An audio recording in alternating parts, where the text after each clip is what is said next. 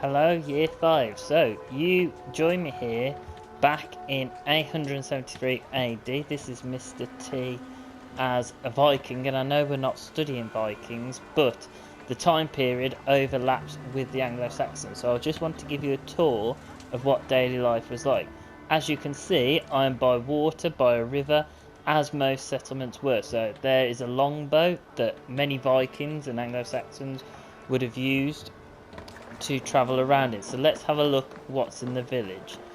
So if we have a look from above, you can see there's a lot of trees in England at that time. So we spoke about in school about how many natural resources there were in England that were there to come for the Anglo-Saxons when they came. So you can see lots of different things there, and I'll take you to a few of these. But you can see a farm in the distance, the cattle farms.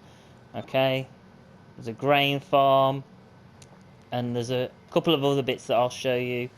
Hunter's hut, which was really important for the food. So let's have a look at those a little bit more closely.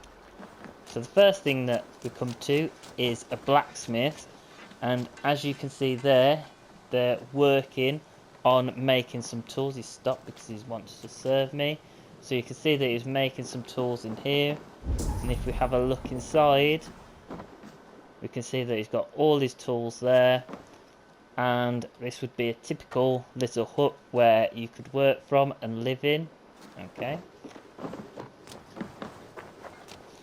Here we've got the fishmonger, obviously very important for food, and obviously living near rivers, fish was a huge supply of food. So you can see there that lots of fish available to people.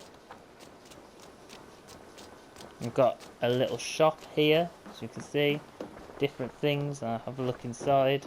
Eivor, good to see you. An old-fashioned shop.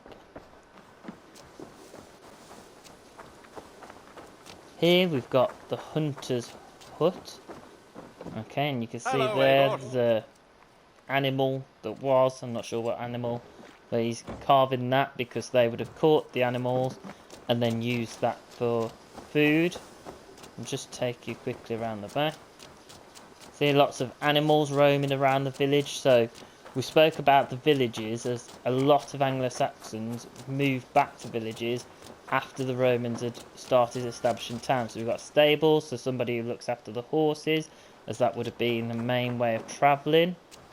And this is the longhouse. So you can see most villages had one of these, which was the most predominant building in the village. Okay, so whether it was a Viking or an Anglo-Saxon village, they both had longhouses, and this is where people would gather to have a feast, which I'll show you in a moment. But if we look inside, we can see a very big building. So to keep it warm, there were fire pits in the middle, and you can see on the table lots of food where people would come and eat, and I'll show you that in a minute. You can see lots of furs from different animals that would have been used for comfort, almost like bags of grain as well used.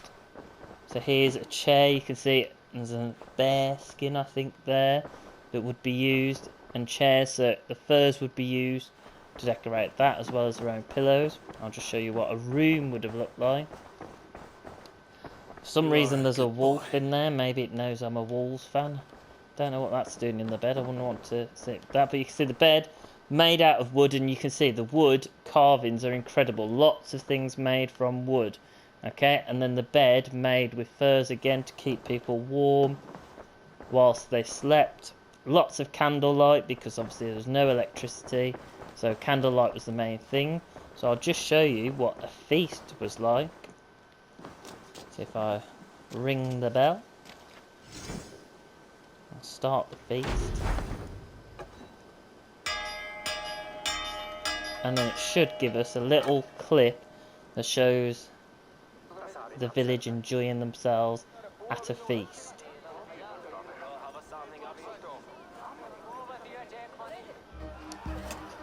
So lots of food being shared, all stuff that would have been, so some stuff grown locally, some stuff they would have had to go out and find. See everyone chipping in, playing different games. Oh, Alka very keen there, getting in on the ale. Okay, so very community based, and they would have worked together. Each person in the village would have had a specific role, like the hunter, the blacksmith. You'd have had people looking after the animals, stables, lots of different roles. Okay, builders to create and craftsmen to create that. Would have people building specific ships, which you've got down at the boat. I'll just show you quickly what a longbow would have looked like to travel round. We've got a dog there. They're the same as dogs are now, so nothing too interesting about the dog. But you can see, England itself was very forest-based, lots of wood. So you can see, so this is how a longboat would work. So you can see the oars in either side. And then... Can't raise the sail yet. Oh, I can't raise my sail. This wind would fill the sail. And then you can see that the sail would go up and it would allow them to travel more quickly. Okay. Just looking then at the map. So this is a map of England. So Vikings came from Norway. So they settled a lot in northern England at that time. So it was broken into the different kingdoms. So you can see Mercia in the middle, which is where we would be from. We've got East Anglia here, Northumbria, and then we've got Wessex down here, which we'll learn a little bit more about with Alfred the Great. Okay, and what I'm going to do is just show you the difference now with a town. So I'm going to go to Northwic, which is today known as Norwich. So you can see then what they were wearing. Obviously this one's designed to be a soldier, so he's got lots of armour to protect him, but warm clothing, boots, a lot of it would have been made from animal fur.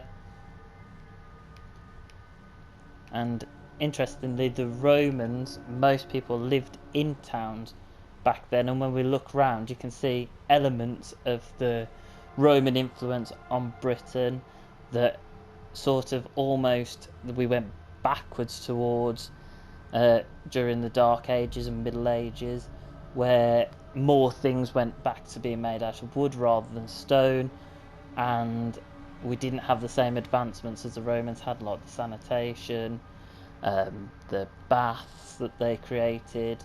So quite interesting. So we'll just wait for this to load, and then hopefully it'll give you an insight into what a town looked like.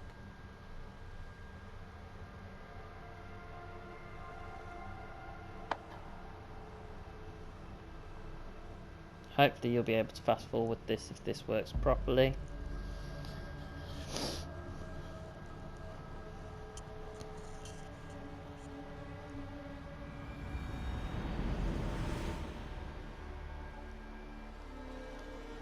Okay, so you can see it again arriving via boat.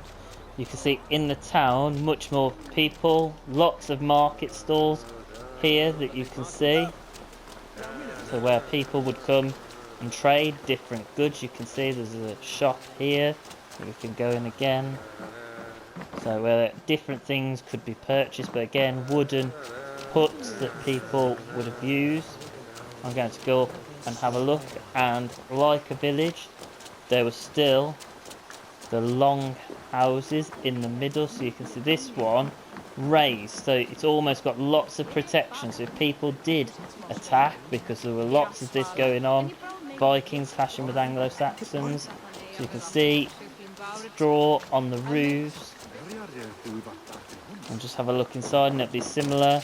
So the big tables, lots of straw to sit on to make comfortable, candles to light it up. We've got the main chair where like the king or thane, as they were called, like the rulers of this part would sit. And we've got different things going on around the outside, some different stalls, different people. I'm just going to show you the other side. So we came via boat.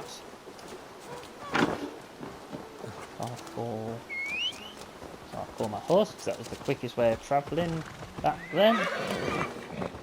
On land anyway. Try not to hit anyone. Okay, and you can see here that a lot of towns still had this. So you can see there's a wall around the outside to give them extra protection. Okay, so you can see that there, and that would travel around to protect the village from raiders. Now if we look here, we can see some aftermath of the Romans being here. This is set in 873 AD, so about 450 years after the Romans had left, but you can see remnants of what they left. But obviously the living conditions seem to have got a little bit worse. People living in tents, some of the stone buildings not looking very good, not much sanitation. Okay, so again, just taking around looking at some of the buildings. So there were stone buildings in there, but not built very well. If we just go in here and look at a building inside, like a house, so you can see a table there with the food on, different things, fire inside to keep warm, so it would have been cold back then. Obviously no central heating, it was based on fire to keep you warm. So I hope that gives you a nice overview of what life was like during the not during the Romans, during the Anglo-Saxon Britain, okay, and an idea of what it would have been like. Okay, you can see people there wearing clothing that would have been from the animals that were caught. Oh, one more thing, the churches. So obviously very religious back then. I'll just take you to have a look at the churches because there's still a lot of those. Obviously we haven't got all of those still now. So cemetery, rest in peace guys. Okay, so a church, if I can just show you that. So again, very important buildings within the community, similar things that we still see now today. Okay, stained glass windows. So again, a very important place during this time, as there were many Christians living in Britain at this time, and it was almost started after the Romans had been. So you can see there, quite an impressive building and was very important. So religion was quite important back then, as they had no other reason for why things happened. Science hadn't developed, so religion sort of guided everything. So I hope that tour's been useful, and if you've got any questions or you want to see anything else that I can show you on the game, I'll try and record it as best I can. I hope that helps. Take care. Bye bye.